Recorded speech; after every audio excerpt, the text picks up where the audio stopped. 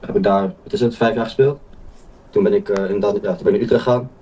Heb ik daar 8 jaar gespeeld. Ja, nu eigenlijk eerste jaar Volendam. Yes, alhamdulillah. PSSI kedatangan 5 pemain sekaligus. Bocoran 5 pemain yang berpotensi untuk memperkuat timnas Indonesia.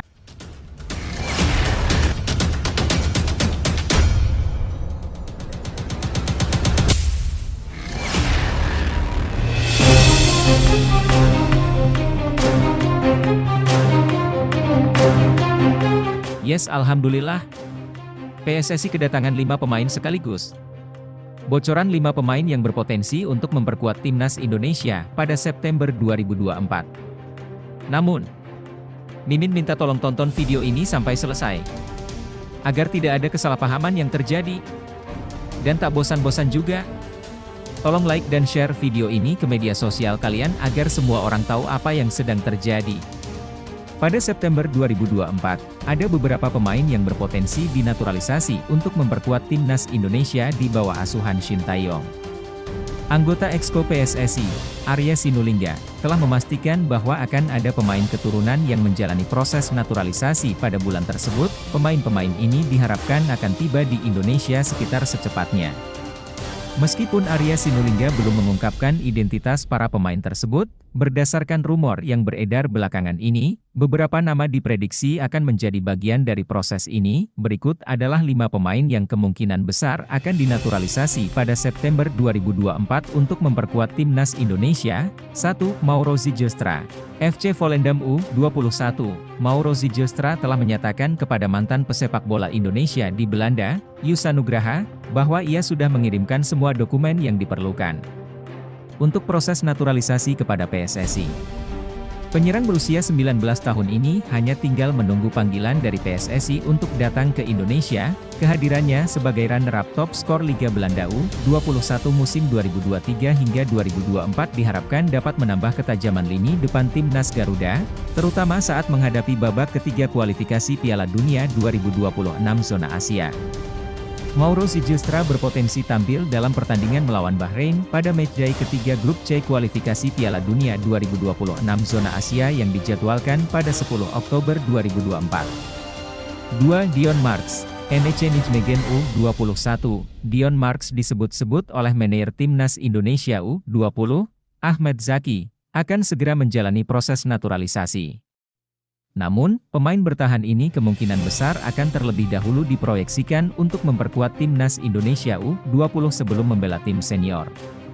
3. Mauresmo Hinoke, FC Dordrecht. Proses naturalisasi Mauresmo Hinoke sempat dirumorkan akan terhambat karena darah Indonesia yang dimilikinya berasal dari buyutnya. Namun, harapannya hal ini tidak menjadi kendala, sehingga winger klub Liga 2 Belanda, FC Dordrecht, ini dapat melanjutkan proses naturalisasinya dan memperkuat lini depan timnas Indonesia, baik senior maupun U20. Nah, sebelum lanjut mendengar berita ini, buat para netizen, keluarkan satu kalimat pamungkas untuk menanggapi kabar ini. Menurut kalian, apakah langkah PSSI menaturalisasi mereka untuk ronde 3 sudah tepat? Mengingat mereka masih sangat mentah dan belum banyak pengalaman. Sedangkan, kita butuh pemain grade A. Ditambah waktu yang semakin sempit. Sebab timnas akan berlaga di awal bulan September. Atau justru, kehadiran mereka di ronde ketiga akan membuat timnas Indonesia lebih kuat. Mengingat Shin Tae-yong adalah pelatih cerdas dan kaya akan strategi.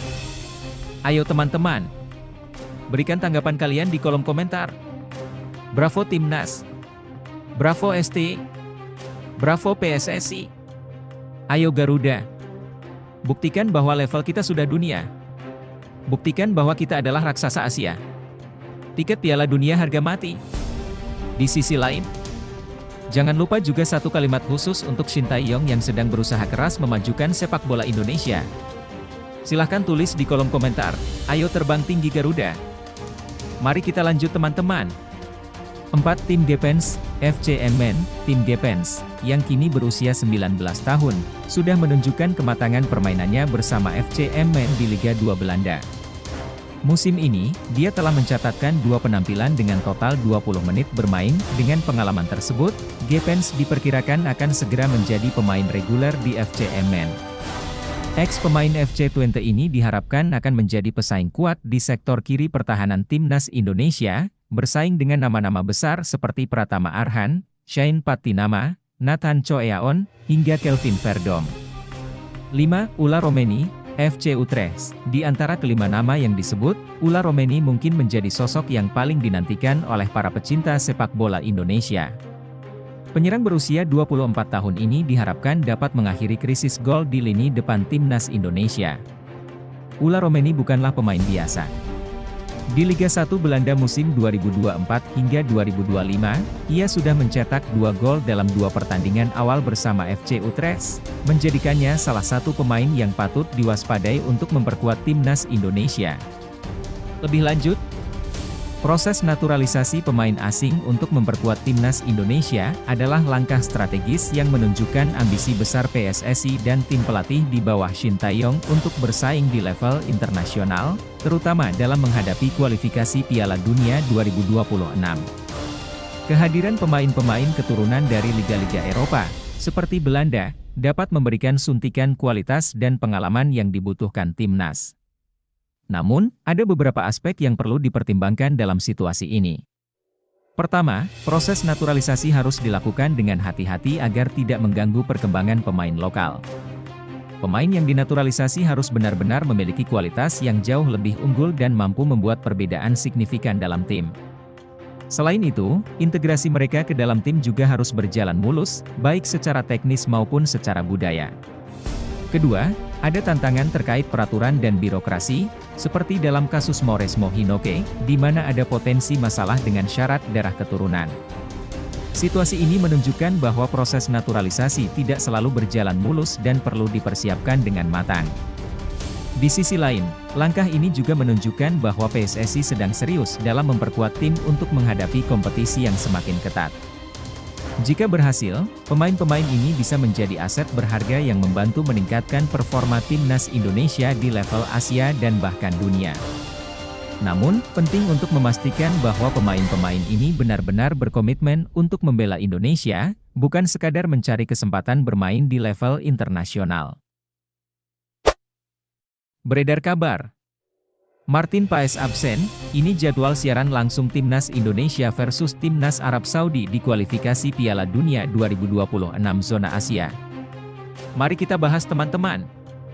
Jadwal siaran langsung Timnas Indonesia versus Timnas Arab Saudi di kualifikasi Piala Dunia 2026, Martin Paes absen. Nah, seperti biasa teman-teman. Sebelum lanjut mendengar berita kedua ini, buat para netizen, keluarkan satu kalimat pamungkas untuk menanggapi kabar ini. Silahkan tulis di kolom komentar. Mari kita lanjut teman-teman. Pertandingan seru antara Timnas Indonesia melawan Timnas Arab Saudi dalam babak ketiga kualifikasi Piala Dunia 2026 Zona Asia akan segera digelar. Laga yang akan berlangsung di Stadion King Abdullah Sport City, Jeddah, pada Jumat, 6 September 2024 pukul 1 WIB ini dapat disaksikan secara langsung melalui siaran RCTI. Timnas Indonesia akan memulai langkah mereka di grup C kualifikasi Piala Dunia 2026 dengan menghadapi tantangan dari Timnas Arab Saudi. Namun, kabar kurang menyenangkan datang dari kubu Timnas Indonesia. Pelatih Shin Tae-yong dipastikan tidak bisa menurunkan kiper andalan yang baru saja resmi bergabung, Martin Paes. Ketidakhadiran Paes disebabkan oleh keterlambatan dalam proses pendaftaran pemain. Federasi Sepak Bola Indonesia, PSSI, tidak dapat mendaftarkan Paes karena harus mematuhi aturan yang ditetapkan oleh Konfederasi Sepak Bola Asia, AFC. Hal ini dijelaskan oleh Arya Sinulinga, anggota Komite Eksekutif PSSI. Menurut Arya, nama-nama pemain yang akan berlaga di pertandingan pertama babak ketiga kualifikasi Piala Dunia 2026 Zona Asia harus sudah disetorkan paling lambat pada 5 Agustus 2024. Sementara itu, proses penyelesaian administrasi Paes baru rampung pada 18 Agustus 2024, sehingga ia tidak bisa ikut serta dalam laga melawan Arab Saudi. Nah, di sini ada peraturan dari AFC yang menyatakan bahwa kami harus mendaftarkan pemain untuk pertandingan pertama melawan Arab Saudi paling lambat tanggal 5 Agustus. Sedangkan proses penyelesaian administrasi Martin Paes baru selesai kemarin, 18 Agustus, ujar Arya. Dengan absennya Martin Paes, Timnas Indonesia tetap yakin bisa tampil kuat. Shin Tae-yong masih memiliki kiper berbakat lainnya, seperti Hernando Ari, yang telah menunjukkan performa gemilang saat menjaga gawang timnas Indonesia dari gempuran lawan dengan segala persiapan yang telah dilakukan. Pertandingan antara timnas Indonesia dan timnas Arab Saudi di babak ketiga kualifikasi Piala Dunia 2026 zona Asia akan menjadi laga yang sangat dinantikan.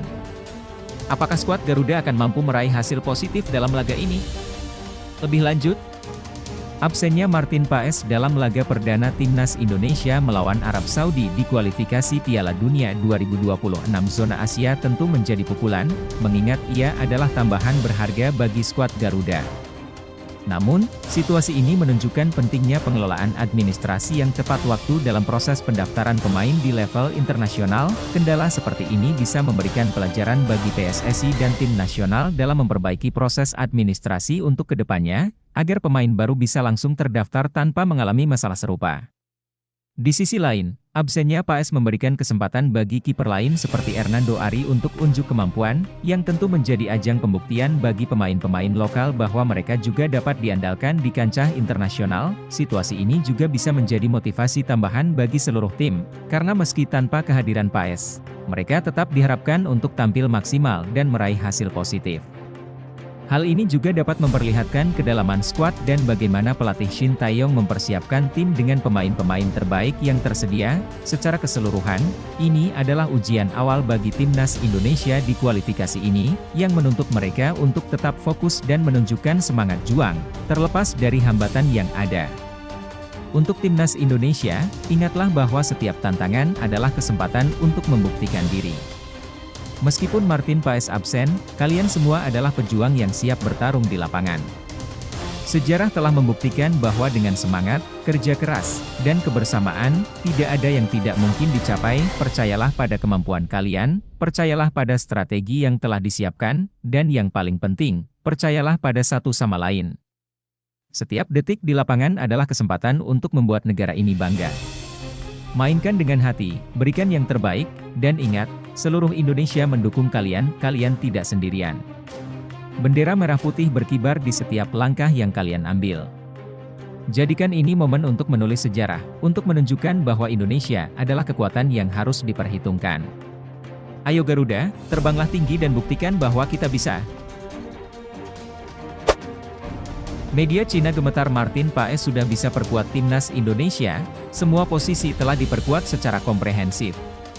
Nah, seperti biasa teman-teman, sebelum lanjut mendengar berita ketiga ini, buat para netizen, keluarkan satu kalimat pamungkas untuk menanggapi kabar ini. Silahkan tulis di kolom komentar. Mari kita lanjut teman-teman.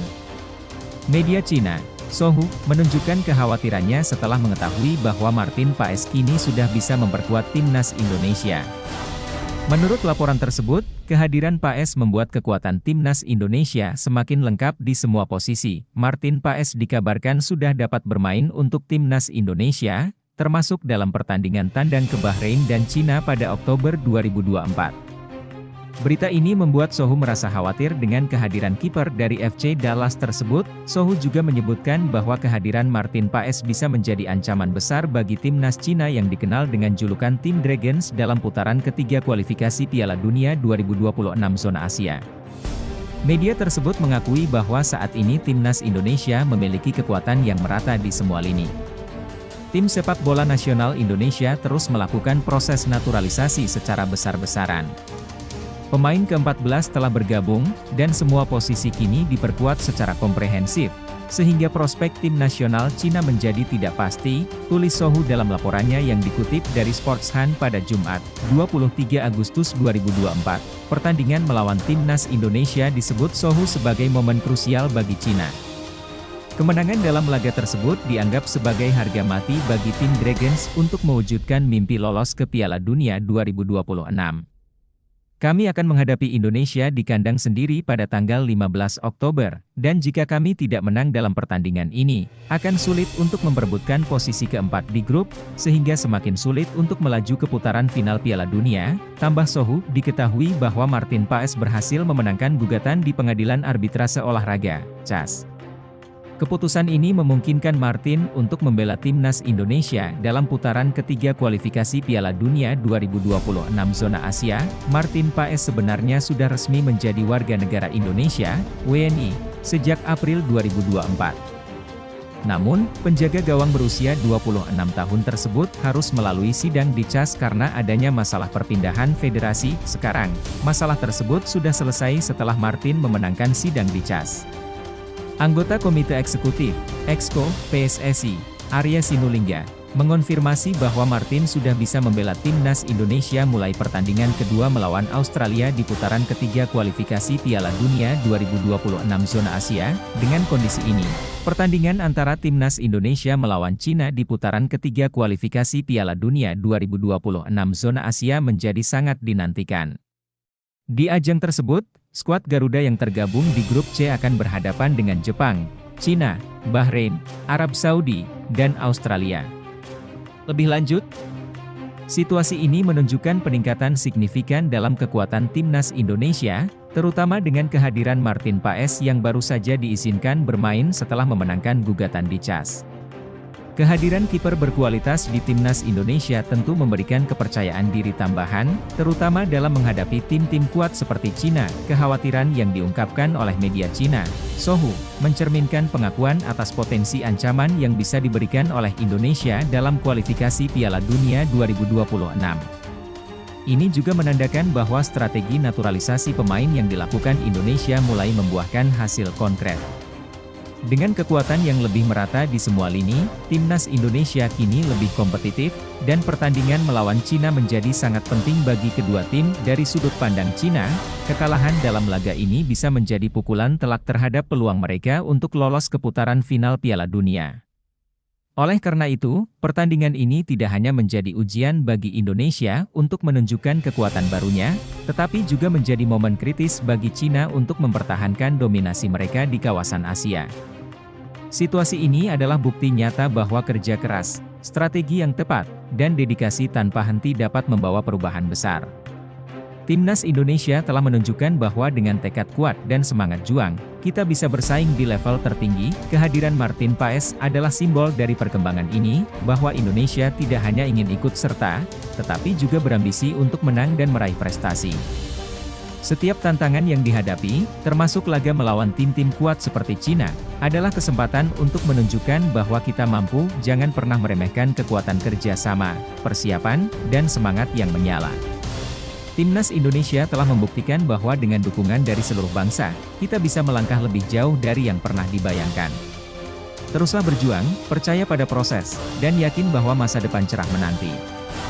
Garuda di dadaku, kita pasti bisa. Jadwal siaran langsung Timnas Indonesia U20 versus Timnas Argentina U20 di Seoul Earth on ASCAP 2024. Nah, seperti biasa teman-teman, sebelum lanjut mendengar berita keempat ini, buat para netizen, keluarkan satu kalimat pamungkas untuk menanggapi kabar ini. Silahkan tulis di kolom komentar. Mari kita lanjut teman-teman. Jadwal siaran langsung pertandingan Timnas Indonesia U20 melawan Timnas Argentina U20 di Seoul Earth on ASCAP 2024 akan dibahas oleh Okezone. Pertandingan ini dijadwalkan berlangsung di Seoul Mokdong Stadium pada Rabu, 28 Agustus 2024 pukul 13.30 waktu Indonesia Barat setelah meraih kemenangan di Piala AFF U19 2024. Timnas Indonesia U20 langsung menghadapi tim-tim kuat dalam Seoul Earth on ASCAP 2024 yang diadakan di Korea Selatan.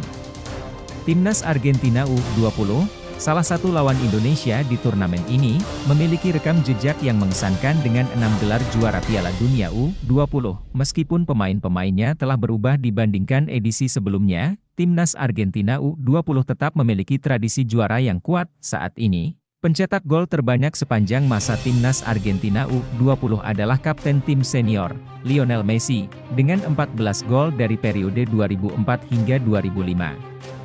Lantas, bagaimana persiapan Timnas Indonesia U20? Sejak Rabu, 21 Agustus 2024, Arhan Kaka dan rekan-rekannya telah tiba di Korea Selatan.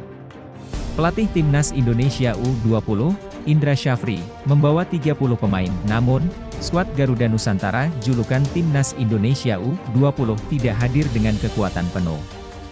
Jens Raven dan Welber Jardim, yang berperan penting saat Timnas Indonesia U19 meraih gelar juara di Piala AFF U19 2024, tidak dapat bergabung karena tidak dilepas oleh klub mereka. Selain itu, Maurice Mohinoke, Dion Marks, dan tim Gepens yang sedang dalam proses naturalisasi, juga belum bisa bergabung. Selain Argentina U20, Timnas Indonesia U20 juga akan menghadapi dua tim lain di Korea Selatan, yaitu Thailand U20 dan Korea Selatan U20. Pertandingan melawan Thailand U20, yang merupakan ulangan final Piala AFF U19 2024, dijadwalkan pada 30 Agustus 2024. Sedangkan pertandingan melawan Korea Selatan U20 akan diadakan pada 1 September 2024. Timnas Indonesia U20 berpartisipasi dalam turnamen ini sebagai persiapan sebelum mengikuti kualifikasi Piala Asia U20 2025. Pada 25 hingga 29 September 2024, Timnas Indonesia U20 akan menjamu Maladewa, Timor Leste, dan Yaman. Tim yang berhasil menjadi juara grup akan lolos ke Piala Asia U20 2025. Lebih lanjut, situasi Timnas Indonesia U20 menghadapi tantangan besar di Seoul Air On Ice Cup 2024. Melawan tim-tim kuat seperti Argentina U20, Thailand U20, dan Korea Selatan U20 tentu akan menguji kekuatan dan kesiapan skuad. Meski ada beberapa pemain kunci yang absen, seperti Jens Raven dan Welber Jardim, serta beberapa pemain yang masih dalam proses naturalisasi, turnamen ini bisa menjadi kesempatan berharga untuk mengasah kemampuan tim dan menilai kekuatan mereka sebelum kualifikasi Piala Asia U20 2025. Kehadiran pelatih Indra Syafri dan pengalaman dari turnamen sebelumnya, seperti Piala AFF U19, diharapkan bisa memotivasi tim untuk tampil maksimal. Dengan fokus pada pembenahan dan persiapan, hasil dari turnamen ini bisa menjadi indikasi penting tentang potensi dan kekuatan Timnas Indonesia U20 menjelang kompetisi yang lebih besar. Untuk Timnas Indonesia U20, kesempatan ini adalah ujian dan peluang besar. Menghadapi tim-tim besar seperti Argentina U20, Thailand U20, dan Korea Selatan U20, adalah kesempatan untuk menunjukkan kualitas dan tekad kalian. Ingatlah bahwa setiap tantangan adalah batu loncatan menuju kesuksesan. Kerja keras, disiplin, dan semangat juang kalian akan membuahkan hasil. Ini adalah waktu untuk membuktikan diri dan membangun kepercayaan diri sebagai tim. Setiap pertandingan adalah peluang untuk belajar, berkembang, dan menjadi lebih baik. Percayalah pada kemampuan kalian, dukung satu sama lain, dan berikan yang terbaik di setiap laga. Kalian memiliki potensi besar, dan perjuangan kalian di turnamen ini akan mempersiapkan kalian untuk sukses di kualifikasi Piala Asia U20 2025. Tetaplah fokus, semangat, dan terus berjuang. Kalian sedang berada di jalur yang menantang, namun ingatlah bahwa setiap perjuangan yang kalian lalui adalah bagian dari perjalanan menuju kesuksesan. Setiap lawan yang kalian hadapi adalah kesempatan untuk tumbuh dan belajar. Ketahuilah bahwa dedikasi dan kerja keras kalian tidak akan sia-sia, jangan biarkan kekhawatiran atau tekanan menghalangi semangat kalian. Tetaplah percaya pada diri sendiri dan pada rekan-rekan tim kalian. Setiap latihan, setiap pertandingan adalah kesempatan untuk menunjukkan karakter dan kemampuan kalian yang sesungguhnya. Tunjukkan bahwa Timnas Indonesia U20 adalah tim yang tidak hanya kuat dalam keterampilan, tetapi juga dalam semangat dan tekad. Bersatulah sebagai satu kesatuan, berikan yang terbaik di setiap detik permainan, dan jadikan setiap momen berharga. Keberhasilan tidak hanya diukur dari hasil akhir, tetapi juga dari usaha dan semangat yang kalian tunjukkan di lapangan. Teruslah berjuang dan buktikan bahwa kalian pantas untuk meraih kesuksesan yang lebih besar. Bintang Timnas Indonesia Ragnar Oratmangoen mulai latihan bareng FCV Dender, debut saat lawan jawara Belgia. Nah, seperti biasa teman-teman, sebelum lanjut mendengar berita kelima ini, buat para netizen, keluarkan satu kalimat pamungkas untuk menanggapi kabar ini. Silahkan tulis di kolom komentar. Mari kita lanjut teman-teman. Bintang Timnas Indonesia, Ragnar Oratmangoen, baru saja memulai latihan bersama FCV Dender. Latihan ini dilakukan menjelang pertandingan FCV Dender melawan klub Brugge. klub juara Belgia sebanyak 19 kali. Pertandingan antara FCV Dender dan Club Brugge akan berlangsung di pekan kelima Liga Belgia 2024 hingga 2025. Pertandingan ini dijadwalkan akan digelar di Florent Beekman Stadion, Denderleeuw, Belgia, pada hari Minggu, 25 Agustus 2024. Momen Ragnar Oratmangoen berlatih bersama FCV Dender diumumkan melalui unggahan di akun Instagram pribadinya, @Ratmangoen, pada Kamis, 22 Agustus 2024. Dalam unggahan tersebut, Ragnar tampak sudah beradaptasi dengan rekan-rekannya. Usai latihan, bos FCV Dender juga membuka peluang untuk merekrut pemain muda dari Indonesia. First day out, tulis Ragnar dalam unggahannya, yang dikutip pada Jumat, 23 Agustus 2024. Unggahan tersebut mendapatkan tanggapan positif serta dukungan dari netizen Indonesia. Beberapa rekan setim Ragnar di Timnas Indonesia juga turut memberi semangat dengan memberikan emoji dukungan. Ini merupakan hal yang menggembirakan, mengingat Ragnar memiliki kesempatan untuk menjalani debut bersama FCV Dender. Laga melawan Club Brugge menjadi kesempatan penting bagi FCV Dender untuk melanjutkan tren positif mereka. FCV Dender belum mengalami kekalahan dalam 4 pertandingan terakhir di Liga Belgia 2024 hingga 2025. Mereka berhasil meraih hasil imbang melawan Union Saint-Gilloise, 0-0, dan STVV, 3-3, serta menang melawan KA Gent, 2-1, dan Kortrijk, 4-1. Pertandingan melawan Club Brugge tentu menjadi momen penting bagi Ragnar untuk menunjukkan kemampuannya. Kita patut menantikan laga tersebut dengan antusias. Lebih lanjut, situasi ini menunjukkan perkembangan positif bagi Ragnar Oratmangoen dan FCV Dender. Latihan bersama tim baru merupakan langkah awal yang penting bagi Ragnar untuk beradaptasi dan menunjukkan kemampuannya. Keberadaannya di FCV Dender memberikan peluang baru dan tantangan yang bisa memperkaya pengalaman serta karirnya. FCV Dender yang belum terkalahkan dalam 4 pertandingan terakhir menunjukkan bahwa tim ini sedang berada dalam performa yang baik. Pertandingan melawan Club Brugge, yang merupakan salah satu klub top di Belgia, akan menjadi ujian besar. Ini juga menjadi kesempatan bagi Ragnar untuk membuktikan dirinya di level yang lebih tinggi. Dukungan dari rekan-rekan setim dan netizen Indonesia menjadi motivasi tambahan yang positif. Jika Ragnar bisa beradaptasi dengan cepat dan memberikan kontribusi signifikan, ini bisa membuka peluang lebih besar untuk karirnya di Eropa serta memberikan dampak positif bagi tim. Ragnar, ini adalah kesempatan emas untuk menunjukkan kualitasmu di pentas Eropa. Setiap latihan dan pertandingan adalah langkah menuju impian yang lebih besar.